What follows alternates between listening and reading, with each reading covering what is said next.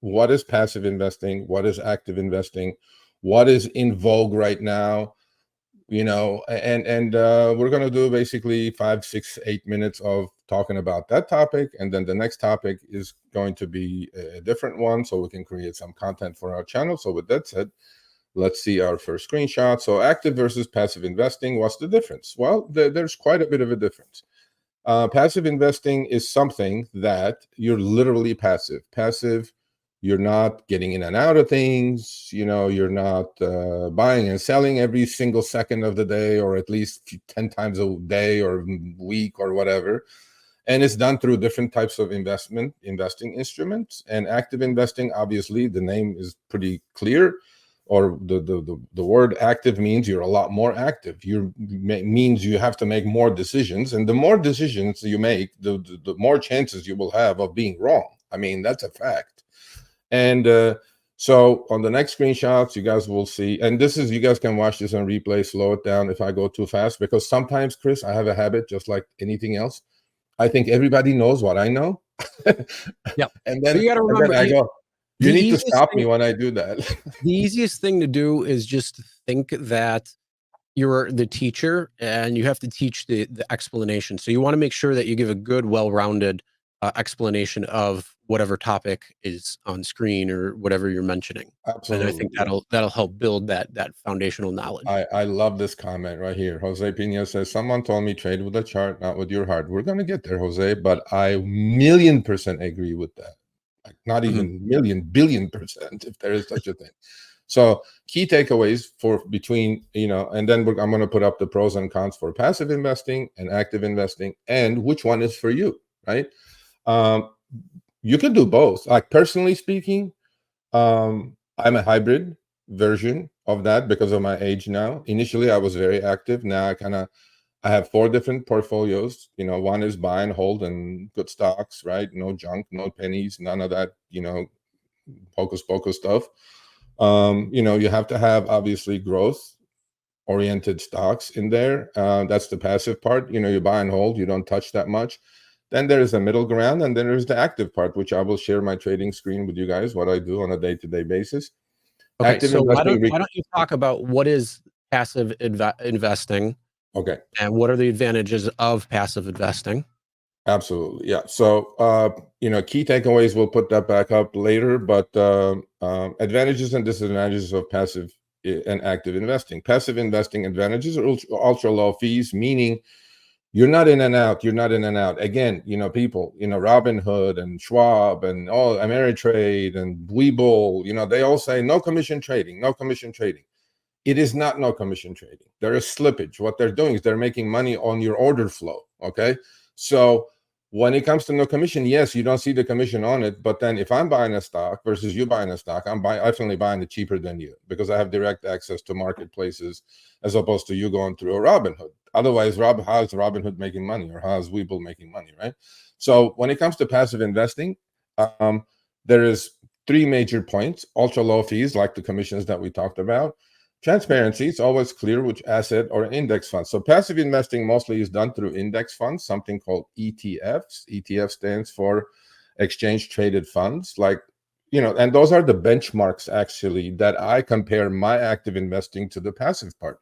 So the benchmark that everybody should know or should Google or should understand is something called S as in Serge and P, poor, 500. Those are the 500 largest companies in the United States, S&P 500. That's the benchmark. All active investing will be compared to the benchmark, okay? Meaning all the buying and selling you're doing, are you even beating your benchmark? And you have to have a benchmark, and that's the benchmark. Transparency is always clear which assets are in the index fund, which is 500 largest stocks in the US, and tax efficiency. So there.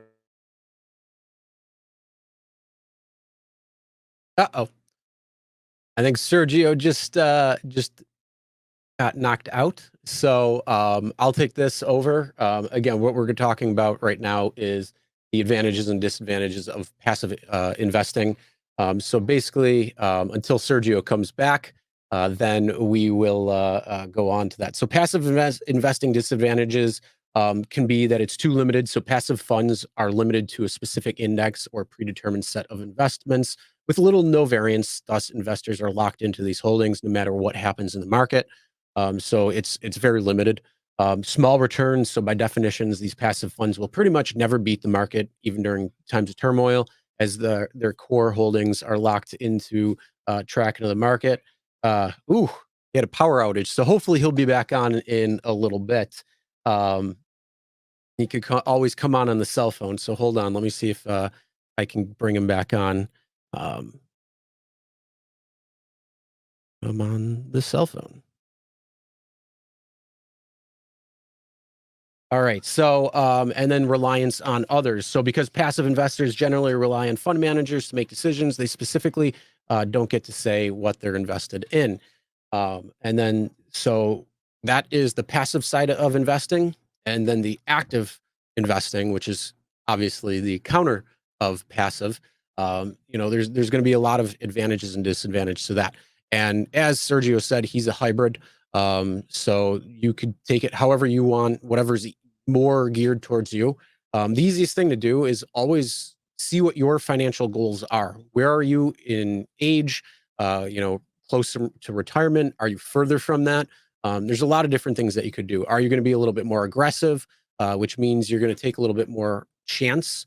Or are you going to want to have something that's going to be a little bit more solid when it comes to a potential return? So those are a couple of things. So let's go into what active investing is.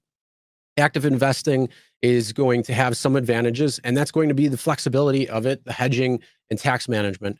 So when it comes to flexibility, active managers aren't required to follow a specific index. They can buy those diamond in the rough stocks that they believe they've found.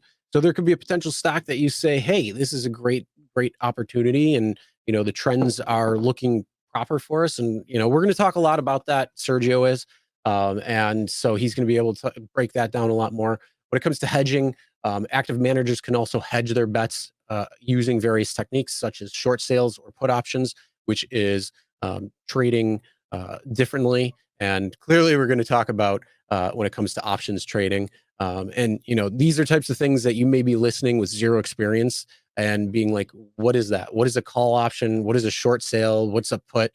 What is an options trade? So all of those things will be talked about. Just make sure you're subscribed and following along as we build that foundation for you, so you have a lot more knowledge. But yes, you can use options and then basically short the company or bet that it's going to go down. So they can exit specific stocks when the risks become too big. And tax management. So even this is a strategy that can trigger capital gains tax. Advisors can tailor tax management strategies to individual investors, such as selling investments that are losing money to offset the taxes on big winners. So if you have, let's say, two stocks, one really took off and you need to sell some of that to, um, you know, uh, pay a bill or buy something or whatever it might be, you can also sell off some of your stock that was a loss, and then it'll essentially equal itself out, or potentially could have lowered your capital gains tax. So there's a couple of different things there. And then active investing disadvantages is very expensive. So the Investment Company Institute pegs the average expense ratio at 0.68% for an actively managed equity fund, compared to only 0.6% or 0.06% for the average passive equity fund. And fees are higher because all that active buying and selling triggers transaction costs, and you're paying in the salaries and analyst teams. So what you saw in the background is Sergio, where they're going buy, buy, buy, sell, sell, sell, that type of thing. They're paying for that, and a lot of other people as well too that are in the entire chain. So all those fees over decades of investing can kill returns. The active risk is active managers are free to buy any investment they believe meets their criteria, and management risk. Fund managers are humans, so they can make costly mistakes.